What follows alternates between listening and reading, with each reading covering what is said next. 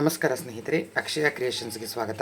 ಇವತ್ತು ನಾನು ನಿಮಗೆ ಒಂದು ಹೊಸ ಥರ ಅಡುಗೆಯನ್ನು ಮಾಡೋದನ್ನು ತೋರ್ಸಕ್ಕೆ ಬಂದಿದ್ದೀನಿ. ಅದೇನಪ್ಪ ಅಂದರೆ ಹಲಸಿನ ಬೀಜದ ಹುಳಿ. ಅದು ಹೇಗೆ ಮಾಡೋದು ಅಂತ ನೋಡೋಣ. ನೋಡಿ, ನಾನು ಹಲಸಿನ ಬೀಜ ಒಣಗಿದ್ದನ್ನು 2 ದಿವಸ ಹಲಸಿನ ತೊಳೆ ಎಲ್ಲ ಬಿಡಿಸ್ಕೊಂಡ ಮೇಲೆ ಒಣಗಿದ್ದನ್ನು ನಾನು ಚಚ್ಚಿ ಸಿಪ್ಪೆ ತೆಗೆದು ಬಿಡಿಸಿಟ್ಕೊಂಡಿದ್ದೀನಿ. ಇದ್ರ ಜೊತೆಗೆ ನಾನು ಕಡಲೆಕಾಳನ್ನ ನೆನೆಸಿ ಮೊಳಕೆ ತರಿಸಿದ್ದೀನಿ. ಒಂದು ಅರ್ಧ ಕಪ್ನಷ್ಟು ಕಡಲೆಕಾಳು ಇದನ್ನು ಮಾಡ್ಕೊಂಡಿದ್ದೀನಿ. ಇದನ್ನು ಹೇಗೆ ಮಾಡೋದು ಅಂತ ನಾನು ಈಗ ನಿಮಗೆ ತೋರಿಸ್ತೀನಿ. ನೋಡ್ಕೊಂಡು ಬರೋಣ ಬನ್ನಿ ಸ್ನೇಹಿತರೆ. ಇವಾಗ ನಾನು ಇದರಲ್ಲಿ ಅರ್ಧ ಕಪ್ ತೊಗರಿಬೇಳೆ ಕೂಡ ನಾನು ಬೇಯಿಸ್ಕೊಂಡಿದ್ದೀನಿ. ಕಡಲೆಕಾಳನ್ನ ಹಾಕ್ಕೊಂಡಿರೋದ್ರಿಂದ ಸ್ವಲ್ಪ ಬೇಳೆ ಹಾಕೋಬೋದು. ಇವಾಗ ನಾನು ಈ ಬೇಳೆ ಜೊತೆಗೇ ಅರ್ಧ ಬೇಯಿಸ್ಕೊಂಡಿದ್ದೀನಿ. ಬೇಳೆ ಒಂದು ಸ್ವಲ್ಪ ಬೆಂದಿದೆ. ಅದ್ರ ಜೊತೆಗೇ ಈಗ ನಾನು ಈ ಹಲಸಿನ ಬೀಜ ಮತ್ತು ಕಡಲೆಕಾಳು ಎರಡು ಹಾಕಿ ಇನ್ನೊಮ್ಮೆ ಒಂದು 3 ವಿಷಲ್ ಕೂಗಿಸ್ಕೊಂಬಿಡೋಣ. ಮೆತ್ತಗೆ ಬೇಯುತ್ತೆ.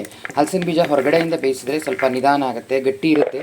ಹಾಗಾಗಿ ಸಾಫ್ಟಾಗಿ ಬೇಯಬೇಕಲ್ಲ, ಅದಕ್ಕೋಸ್ಕರ ನೋಡಿ ಇವಾಗ ಇಷ್ಟು ನೀರು ಹಾಕ್ಕೊಂಡು ನಾನೀಗ ಇದನ್ನು 3 ವಿಷಲ್ಲು ಕೂಗಿಸ್ಕೊತೀನಿ. ಚೆನ್ನಾಗಿ ಮೆತ್ತಗೆ ಬೇಯುತ್ತೆ ಅವಾಗ ಹಲಸಿನ ಬೀಜ.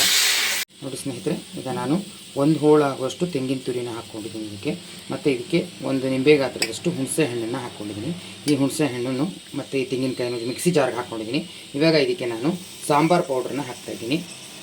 ನೋಡಿ, ಇದು ಸಾಂಬಾರು ಪೌಡ್ರು ಒಂದು 4 ಸ್ಪೂನ್ ಹಾಕ್ತಾಯಿದ್ದೀನಿ. ಇದನ್ನು ಹಾಕ್ಬಿಟ್ಟು ನಾವೀಗ ಮಿಕ್ಸಿಯಲ್ಲಿ ನೈಸಾಗಿ ಗ್ರೈಂಡ್ ಮಾಡ್ಕೊಂಬಿಡೋಣ.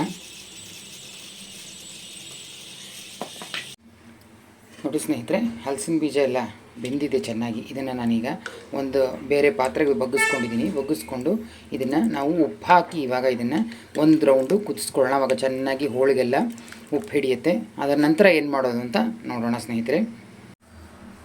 ನೋಡಿ, ಈಗ ನಾನು ಹರಳುಪ್ಪನ್ನು ಹಾಕ್ತಾಯಿದ್ದೀನಿ. ಈಗ ಚೆನ್ನಾಗಿ ಇದನ್ನು 1 ರೌಂಡ್ ಪೂರ ಕುದಿ ಬರಲಿ. ಚೆನ್ನಾಗಿ ಒಂದು 5 ನಿಮಿಷ ಇದು ಕುದೀಲಿ, ಚೆನ್ನಾಗಿ ಉಪ್ಪು ಹಿಡ್ಕೊಳ್ಳುತ್ತೆ.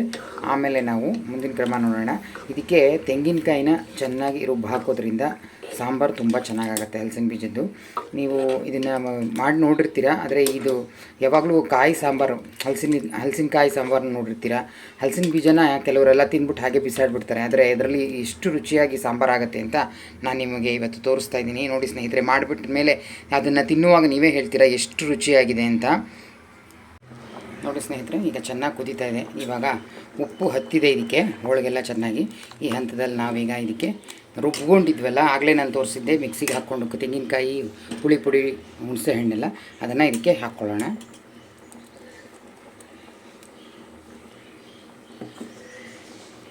ನೋಡಿ, ಇವಾಗ ಕುದೀತಾ ಇದೆ. ರುಬ್ಬಿದ್ದೆಲ್ಲ ಹಾಕಿದ್ದೀನಿ, ಒಂದು 5 ನಿಮಿಷ ಕುದಿಸಿದೆ. ಇದನ್ನು ಜೋಪಾನವಾಗಿ ಕುದಿಸ್ಬೇಕು, ಸಣ್ಣ ಉರಿಲಿ. ಯಾಕೆಂದರೆ ರುಬ್ಬು ಹಾಕಿರ್ತೀವಲ್ಲ, ಹಲಸಿನ ಬೀಜ ಸ್ವಲ್ಪ ತಳ ಹಿಡಿಯೋ ಚಾನ್ಸಸ್ ಜಾಸ್ತಿ ಇರುತ್ತೆ. ಹಾಗಾಗಿ ನೋಡಿ ಇವಾಗ ನೀಟಾಗಿ ಎಷ್ಟು ಚೆನ್ನಾಗಾಗಿದೆ. ಇದು ಅನ್ನಕ್ಕೆ, ಬಿಸಿ ಬಿಸಿ ಅನ್ನಕ್ಕೆ ತುಪ್ಪ ಹಾಕ್ಕೊಂಡು ಅಥವಾ ಎಣ್ಣೆ ಹಾಕ್ಕೊಂಡು ತಿನ್ಬೋದು. ಸಾಂಬಾರು ಸ್ವಲ್ಪ ರುಚಿಯಾಗಿರುತ್ತೆ. ಮತ್ತು ಈ ಹೋಳಂತೂ ತುಂಬ ಚೆನ್ನಾಗಿರುತ್ತೆ, ಮೊಸರನ್ನ ಜೊತೆ ನೆಂಚ್ಕೊಂಡು ತಿನ್ನೋಕ್ಕೆ. ಸಾಂಬಾರು ಹೇಳಬೇಕಂದ್ರೆ ಸೂಪರಾಗಿರುತ್ತೆ. ನೀವು ಟ್ರೈ ಮಾಡಿ ಸ್ನೇಹಿತರೆ, ಟ್ರೈ ಮಾಡಿ ನೋಡಿ, ಹೇಳ್ತೀರಲ್ವ ಹೇಗೆ ಬಂತು ಅಂತ ನನಗೆ ಕಮೆಂಟ್ ಮಾಡಿ. ಕಮೆಂಟ್ ಬಾಕ್ಸಲ್ಲಿ ಯಾವ ರೀತಿ ಬಂತು, ಚೆನ್ನಾಗಿತ್ತ ಟೇಸ್ಟು ಅಂತ. ಮುಂದಿನ ವೀಡಿಯೋದಲ್ಲಿ ಭೇಟಿಯಾಗೋಣ. ನಮಸ್ಕಾರ.